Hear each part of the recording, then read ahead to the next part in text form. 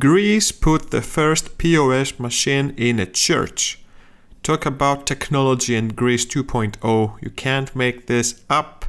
But the Greek church that was saying, amongst other things, that cell phones are the devil, that cards are the devil, that barcodes are the devil, that chips are the Antichrist, is now installing POS to accept contactless payments inside the church. What a time to be alive. Jesus said, give 2 scarves if you have one, turn the other cheek, and make sure you tap here to pay. Wait until the beep. I don't know if it gives a receipt. I don't know if the receipt says to whom it's going. But yeah, good one, church. I guess the plastic money is making a decline in church earnings in Greece. So, some sacrifices have to be made. I wonder if at the beginning they will have people helping the old people how to use it, Every time there is a new technological installation, like a self-checkout at a grocery or paying your own stuff in the bank. In the beginning, they always have these people around that help you get used to the system. That will be a spectacle. Speaking of, in Germany, something I didn't know and I learned is that you need to declare your religion when you register to the city or when you get born. And then they have taxes. There is a church tax. So if you say I am a Christian, at the end of the year, you pay a 3% as a church tax. And this blew my mind because, let's face it, it's very organized. You don't need to have all the donations and bring the baskets around and try to get old ladies to write their apartments in their will to you when they're done. It's a very straightforward way. Are you a believer?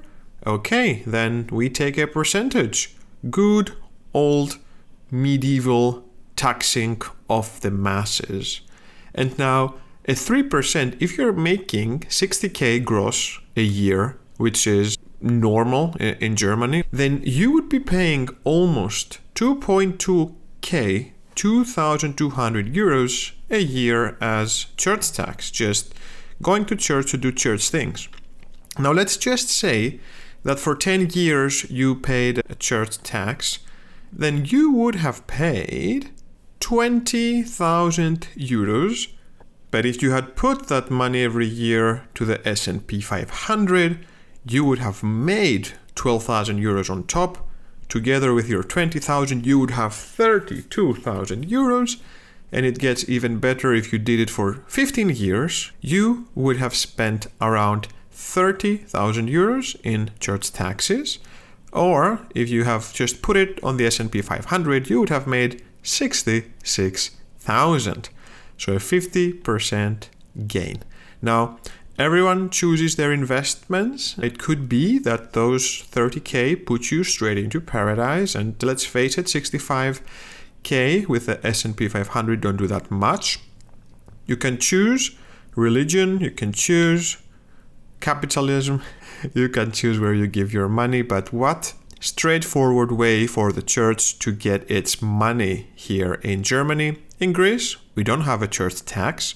The church doesn't even pay tax itself for everything it owns.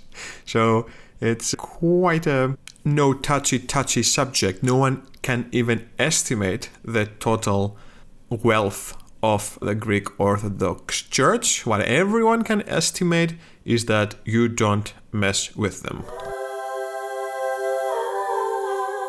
Hi, hello and welcome. What a weird start. New episode, new week, almost on time. Not exactly. Episodes will be coming out to the best of my ability and all of that.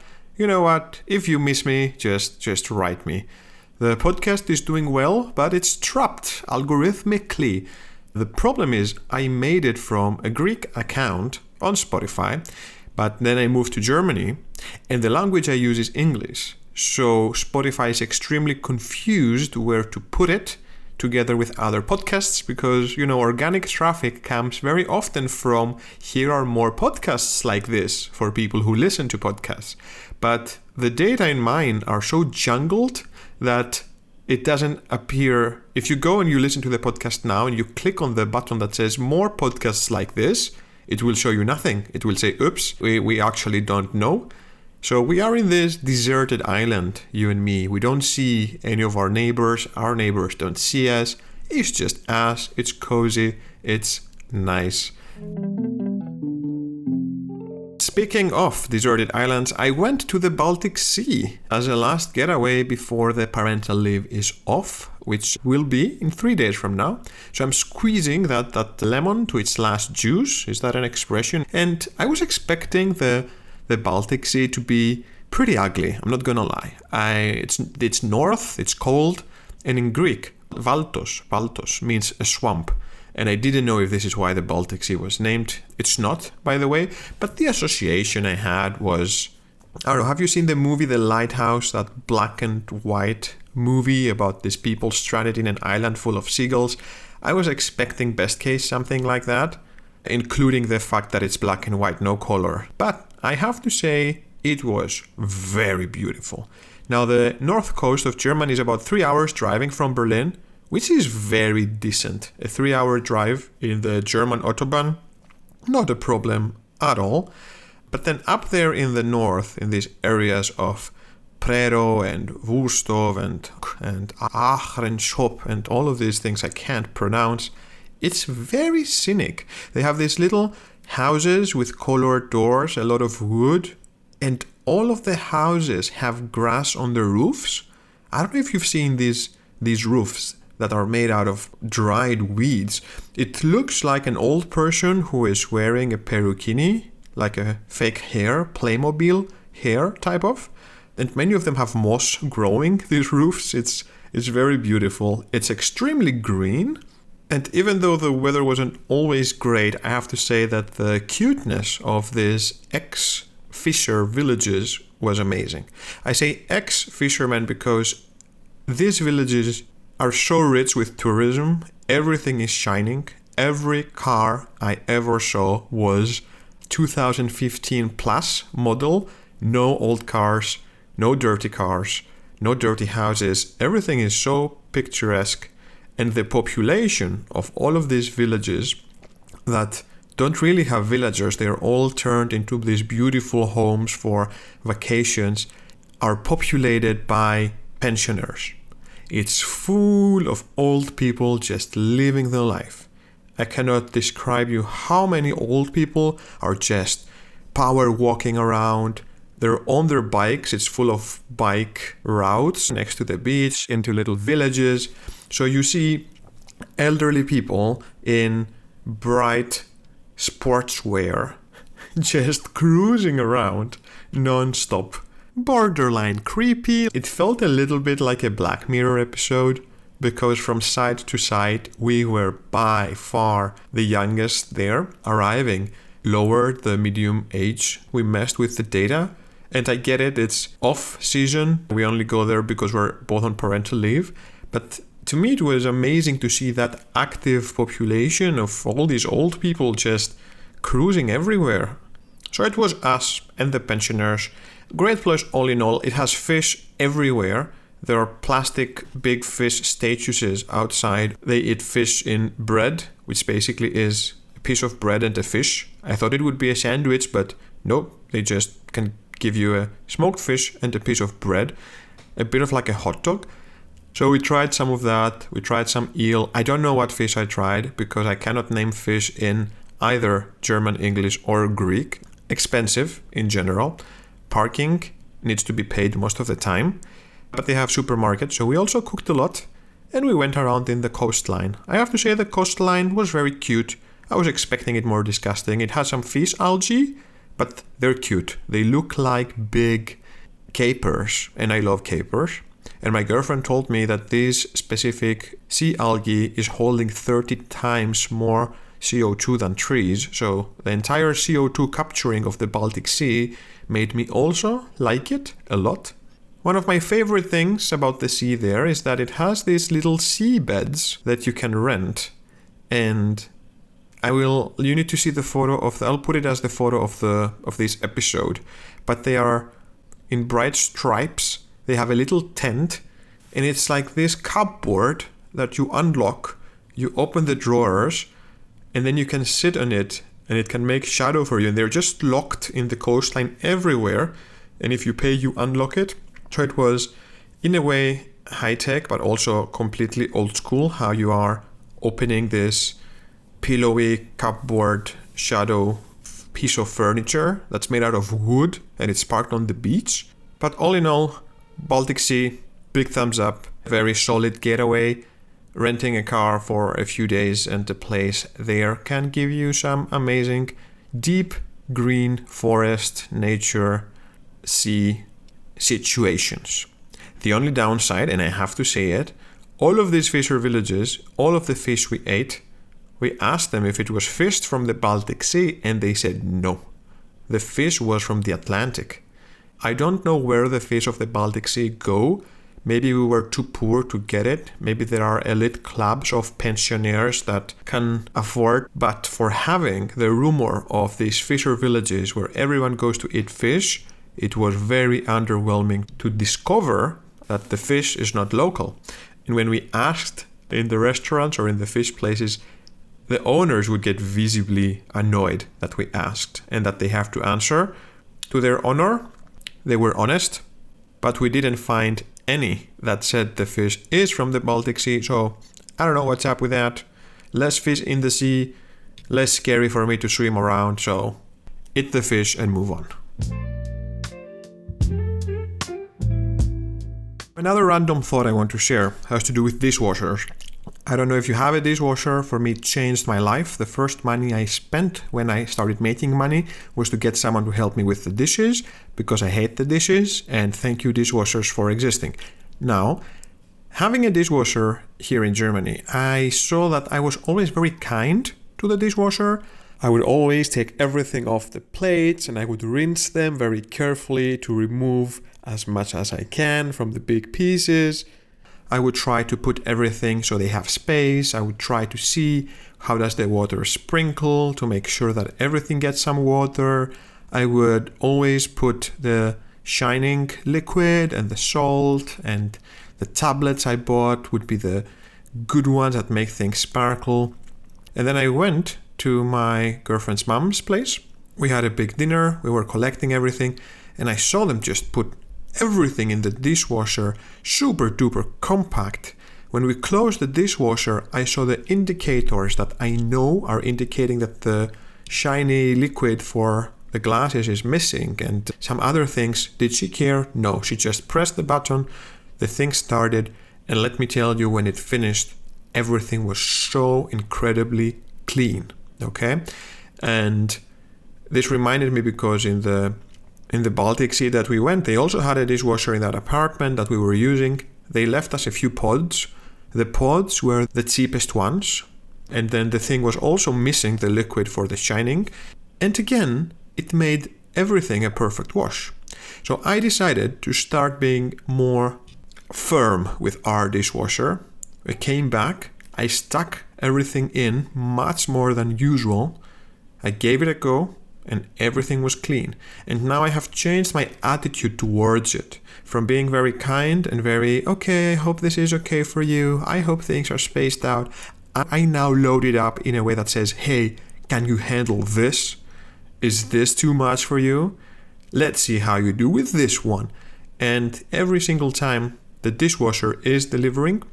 So I have to say, sometimes you just have to be tough to your dishwasher and say, hey, this is your job. Get it going. I don't care what's missing. You are supposed to wash things perfectly.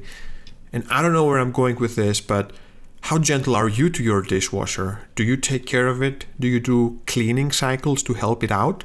Do you always put the things that are missing?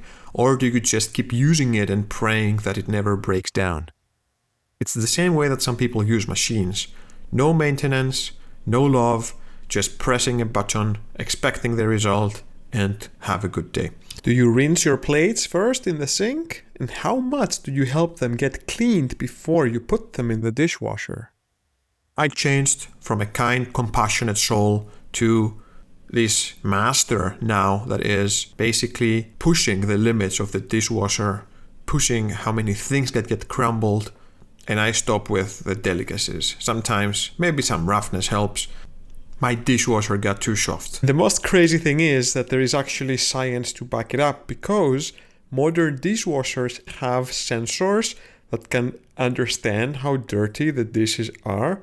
And what happens is that if you pre-rinse your dishes, then it may cause the machine to get fooled, thinking that the load is cleaner than what it is. And then it will run a shorter cycle or a lighter cycle, and that will leave some residue behind. So basically the dishwasher is saying, hey, give it to me raw. Give it to me pure. I can take it. I'm designed for this.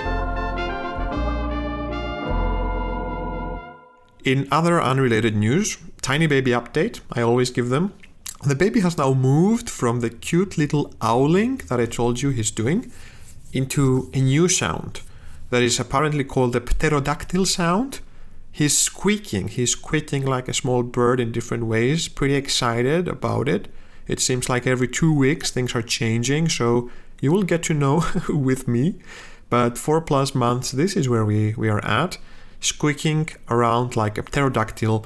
Very cute, but let's just say I now understand why eagles are gone most of the day around, and they only come back to feed the squeaking little monsters and go away.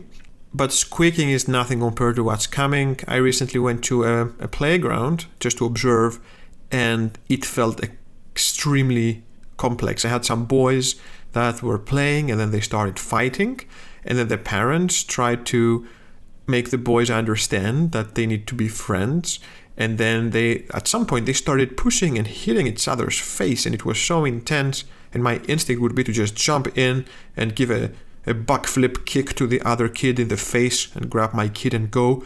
But the parents were so civilized. I think they were friends. Their kids know each other from the playground. So each parent had a session with their child, make them understand that it's not okay to do this, it's not okay to do that. Then they had them apologize, explaining to them that friends don't do things this way. And the parents between them were so understanding, because one child was in the wrong. One child was being a bit arrogant and started the whole thing. If I had the other child, I would just be so annoyed at the parent and say, get your freaking child away from here, teach it some manners or whatever. But the way they leaned in and they approached this very serious fight, scream situation gave me appreciation for them and fear for the future. I think the conflict resolution skills needed to be a good parent are always present in a way. Anyway, I wasn't ready for it. I was looking at the baby I was holding, happy that it cannot talk yet or hit others in the face. Once he leaves out of the nest, I guess the complexity rises, but it's all good and well. But this is life. Little boys sometimes like to fight and then sometimes part ways, just like Elon Musk is finally leaving from the Trump administration, for better or for worse. I think he lost at the time more than 100-something billion of his fortune during his time away from his companies and into destroying the federal government. Good riddance, I will say. I had called it, everyone would have called it, that two arrogant, opinionated, rich, spoiled white men with inflated egos and personality complexes wouldn't last too long together. Musk is already complaining in an interview about Trump's decision. Who wouldn't? But I just love seeing Tesla cars that have removed the Tesla logo from them. It has happened a lot. It's interesting to see some of the backlash and downfall. We've seen Nordic companies give back entire fleets of Teslas they were using for corporate fleets. The stock price is still not terribly low. And now Musk will try to get the first robotaxi out before the deadline. He's horrible with deadlines, so I hope he fails miserably. He also launched another rocket that really didn't go well. It's one of the big ones. It's one of the ones that need to go to the moon and go get people on the moon. It's the new Artemis 4 mission that NASA has subcontracted to SpaceX for getting men on the moon. They had said 2027. I really don't see it happening because first they need to do a lot of testing with these rockets and refuel in space. That hasn't happened before, and the timeline is just not gonna work. The Americans are trying to beat the Chinese that have given a timeline of 2030 for going to the moon. So if you didn't know, we are in a new moon race situation happening. But I will wrap it up here. And wrapping it up, I will need to make a correction. This should be at the beginning, honestly.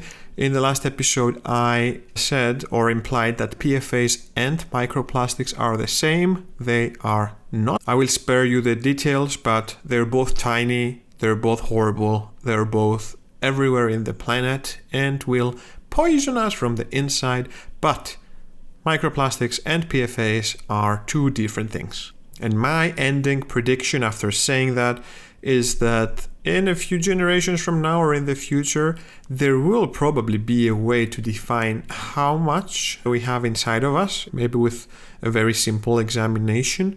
And then I think the number of how much of these you carry inside of you will be a new social indicator that will show a bit of a status. The less PFAS and microplastics you carry around in your body, that will mean that you had a better upbringing or better surroundings, or you come from a better place.